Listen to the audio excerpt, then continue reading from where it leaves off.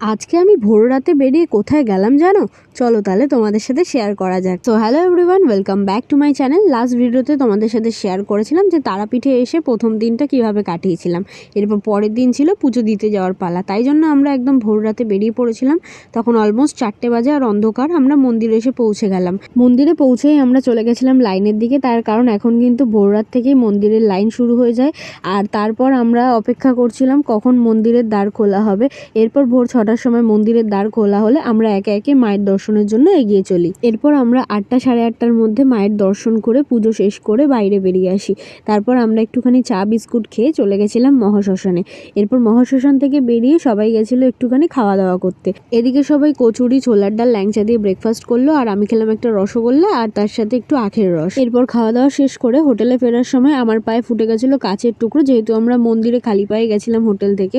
তো যাই হোক, তারপর প্রচণ্ড ব্লিডিং হচ্ছিল। এরপর ব্লিডিং বন্ধ হওয়ার পরে আমার খিদেও পাচ্ছিল, তাই বাবা ধোসা নিয়ে এসেছিলো। আমি একটু ধোসা দিয়ে পেট পুজো করে চলে গেছিলাম রেস্ট নিতে। এরপর বাকিটা তোমাদের সাথে পরের পার্টে শেয়ার করব। ততক্ষণের জন্য তোমরা চ্যানেলটাকে সাবস্ক্রাইব করে দিও আর ভিডিওটাতে একটা লাইক করতে ভুলো না। টাটা।